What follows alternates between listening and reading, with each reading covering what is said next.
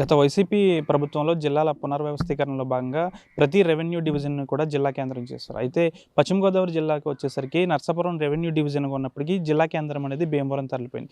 ప్రస్తుతం ఇప్పుడు కూటమి ప్రభుత్వం అధికారంలోకి వచ్చిన తర్వాత మరొకసారి జిల్లా పునర్విభజనలో భాగంగా నర్సాపురం జిల్లా చేయాలంటూ కూడా నర్సాపురం వాసులందరూ కూడా కోరిక అనే చెప్పాలి. అయితే దీనిపై ఒక ప్రజా ఉద్యమం అయితే నడుస్తుంది. అయితే ఎంతవరకు కరెక్ట్ ఇది నర్సాపురం జిల్లా మరొకసారి చేసే అవకాశం ఉందా అనేది ఇదే విషయంపై మనతో మాట్లాడడానికి మాజీ ఎమ్మెల్యే బండారు మాధవనాయుడు గారు ఉన్నారు.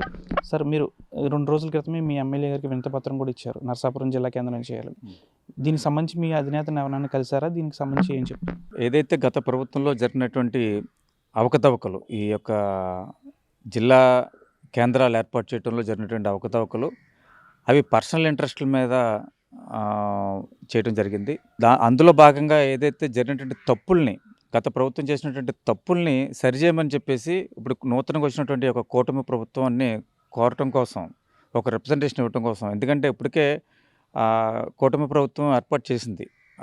ఎక్కడైనా గతంలో జరిగినటువంటి అవకతవకలు ఏదైనా ఉంటే మాకు రిప్రజెంటేషన్ ఇవ్వండి అని చెప్పేసి కూటమి ప్రభుత్వం పిలిపించింది, కమిటీ వేసింది. దానికి అనుగుణంగానే మన స్థానిక శాసనసభ్యులు గౌరవనీయులు బొమ్మిడి నాయకర్ గారు యొక్క ఆధ్వర్యంలో ఒక రిప్రజెంటేషన్ ఇవ్వటం కోసం ఈ మధ్యనే మేము అందరం కూడా నర్సాపురం నియోజకవర్గంలో ఉన్నటువంటి పెద్దలందరూ కూడా, అన్ని పార్టీలకు సంబంధించినటువంటి పెద్దలు, అదేవిధంగా ఛాంబర్ ఆఫ్ కామర్స్ సంబంధించినటువంటి వివిధ వర్తకులు, అదేవిధంగా బార్ అసోసియేషన్ వారు, భవన నిర్మాణ కార్మికులు, రైతు సంఘాల నాయకులు అందరూ కూడా పెద్ద ఎత్తున మేము బొమ్మిడి నాయకర్ గారిని కలవటం జరిగింది. ఆయన కూడా చాలా సానుకూలంగా, ఖచ్చితంగా గత ప్రభుత్వంలో జరిగినటువంటి అన్యాయం ఇది, అందులో నాయకర్ గారు కూడా భాగస్వామ్యం అయ్యామని చెప్పేసి ఆయన కూడా చెప్పారు. నేను కూడా భాగస్వామ్యం అయ్యి దీనికోసం పోరాడాం. ఖచ్చితంగా దీన్ని సవరణ చేయమని చెప్పేసి, దీన్ని సరిదిద్దమని చెప్పేసి ప్రభుత్వాన్ని అడుగుదాం, అపాయింట్మెంట్ తీసుకుంటాం అని చెప్పేసి ఆయన అన్నారు. సో ఆయన అపాయింట్మెంట్ కోసం మేమంతా కూడా ఎదురు చూస్తున్నాం. త్వరలోనే ఆయన అపాయింట్మెంట్ తీసుకుంటారు. దానికి అనుగుణంగా మేమందరం కూడా వెళ్ళి మేము వివరిస్తాం అని చెప్పి తెలియజేస్తున్నాం. అంటే గతంలో ప్రతి రెవెన్యూ డివిజన్ కూడా జిల్లా కేంద్రమైంది, ఒక్క ఈ నర్సాపురం తప్ప. నిన్న మీడియా సమావేశంలో కొయ్య మోషన్ శాసన మండలి చైర్మన్ కూడా ఒకటి చెప్తున్నారు. ఆయన మాకున్న ర్యాపోతో భీమవరాన్ని జిల్లా కేంద్రం చేసామంటున్నారు. అంటే ఈ విధంగా చేయడానికి సంబంధించి మీరేమంటారు? ఇది చాలా హాస్యాస్పదమైనటువంటి నిర్ణయం అండి. మీరు అన్నట్టు సాక్షాత్తు ఆయన, నేను కూడా ఇంటర్వ్యూలో చూశాను, కోయ మోషన్ రాజు గారు గౌరవ శాసనసభ మండలి చైర్మన్ గారు, ఆయన స్వయంగా చెప్పారు ప్రతి డివిజనల్ హెడ్ క్వార్టర్స్ కూడా డిస్ట్రిక్ట్ హెడ్ క్వార్టర్స్ అయినాయి. ఇక్కడ నర్సాపురం కూడా అది అలాగే జరిగిన పక్షంలో మాకున్నటువంటి పరపతి, జగన్మోహన్ రెడ్డి గారి దగ్గర ఉన్నటువంటి మాకున్నటువంటి పరపతికి అనుగుణంగా మేము ఇలా తీసుకురావడం జరిగింది భీమవరాన్ని అని చెప్పేసి ఆయన స్వయంగా ఒప్పుకున్నారు. సో ఇది ఖచ్చితంగా మా నర్సాపురం నియోజకవర్గానికి చాలా అన్యాయం జరిగిందండి. ఎందుకంటే మీరు చూస్తే కనుక ఆంధ్ర రాష్ట్రంలో అన్ని రెవెన్యూ డివిజన్లో కూడా డిస్ట్రిక్ట్ హెడ్ క్వార్టర్స్ చేసి ఒక్క నర్సాపురానికి ఇలాగ అన్యాయం జరగడానికి కారణం ఏంటి? వాళ్ళు భౌగోళికంగా అంటున్నారు. భౌగోళికంగా మీరు చూస్తే కనుక మన నర్సాపురం పార్లమెంటు ఒక వి షేప్లో ఉంటుంది. ఒక లైన్లో ఇలాగా పాలకొల్లు, వాచంట, ఇలా తణుకు వరకు ఒక లైన్ ఉంటుంది నియోజకవర్గాలు. ఇంకొక లైన్లో ఇలాగా భీమవరం, ఉండి, తాడేపల్లిగూడెం ఇలా ఒక లైన్ ఉంటుంది. మధ్యలో నర్సాపురం నియోజకవర్గం ఉంటుంది. ఈ యొక్క నర్సాపురం నియోజకవర్గానికి ఇవాళ మరిన్ని ఉపయోగకరమైన అంశాలు ఏంటంటే, నేషనల్ హైవే నర్సాపురం నియోజకవర్గంలో అటు ఈస్ట్ గోదావరిని, అటు కృష్ణా జిల్లాని కలుపుతూ నేషనల్ హైవే ఇవాళ ఇలాగ వెళ్ళింది మన నర్సాపురం నియోజకవర్గం మీదుగా. ఇవాళ ఈ యొక్క జిల్లా కేంద్రం అయినటువంటి పక్షంలో ఆల్రెడీ ఇక్కడ రెవెన్యూ డివిజనల్గా ఉన్న హెడ్ క్వార్టర్గా ఉన్నటువంటి నర్సాపురాన్ని అదే రెవెన్యూ డివిజనల్ ఆఫీసులు ఏతున్నాయో దాన్నే డిస్ట్రిక్ట్ ఆఫీసుల కింద చేయడానికి చాలా అనుకూలమైనటువంటి స్పేషియస్ ఆఫీసులు ఉన్నాయి మన నర్సాపురంలో. అంతేకాకుండా ఇక్కడ ఈ యొక్క ఆఫీసుల పని మీద వచ్చినటువంటి ఇటు తణుకు నుంచి ఇటు పాలకొల్లు, బాచంట, అటు భీమవరం, ఉండి ఎవరు వచ్చినా సరే డిస్ట్రిక్ట్ హెడ్ క్వార్టర్స్లో పని కోసం ఇక్కడికి వచ్చి మళ్ళీ ఇక్కడ నుంచి మన రాష్ట్ర రాజధాని అయినటువంటి అమరావతికి వెళ్ళడానికి కూడా కేవలం 2 గంటల సమయం ఉంటుంది. ఇదే నేషనల్ హైవే మీద వెళ్ళిపోవచ్చు. ఈ రకమైనటువంటి అన్ని రకాలటువంటి భౌగోళికంగా వేళ ఇది సెంటర్లో ఉన్నటువంటిది వేళ చూస్తే కనుక. అదేవిధంగా మీరు చూస్తే కనుక కోటిపల్లి నర్సాపురం రైల్వే లైన్ కూడా వీళ్ళు ఇప్పటికే పనులన్నీ కూడా జరుగుతున్నాయి. ఆ పనులన్నీ కంప్లీట్ అయిపోతే కనుక నర్సాపురం రైల్వే స్టేషన్ పెద్ద జంక్షన్గా ఏర్పడిపోతుంది. సో ఆ రకంగా కూడా వాళ్ళందరికీ కూడా అనుకూలంగా ఉన్నటువంటి ప్లేస్ ఇది, ఈ యొక్క తీర ప్రాంతం అంతా కూడా. సో ఇటువంటి అన్ని రకాల అర్హతలు ఉన్నప్పటికీ కూడా ఇది కేవలం అక్కడ భీమవరంలో వాళ్ళకు ఉన్నటువంటి పరపతి, డబ్బు, హోదా బట్టి అదేవిధంగా ఆనాడు ఉన్నటువంటి యొక్క ప్రసాదరాజు గారు, ఆనాడు ఎమ్మెల్యేగా ఉన్నటువంటి ప్రసాదరాజు గారు కూడా వాళ్ళ యొక్క ప్రలోభాలకి లొంగిపోవటం, అదేవిధంగా పదవులకి ఆయన టెంప్ట్ అయిపోవటం, ఆ పదవుల కోసం కక్కుర్తిపడి ఆ యొక్క ఏదైతే ఆ యొక్క క్యాబినెట్ హోదా కోసం కక్కుర్తిపడి ఆయన ఆ రకంగా ఆ భీమవరం వాసులకు లొంగిపోవటం, ఇది చాలా తీవ్రమైనటువంటి అన్యాయం. చాలా జీవితకాల తప్పిదం. ప్రసాదరాజు గారు చేసినటువంటి జీవితకాల తప్పిదం నర్సాపురం నియోజకవర్గం విషయంలో.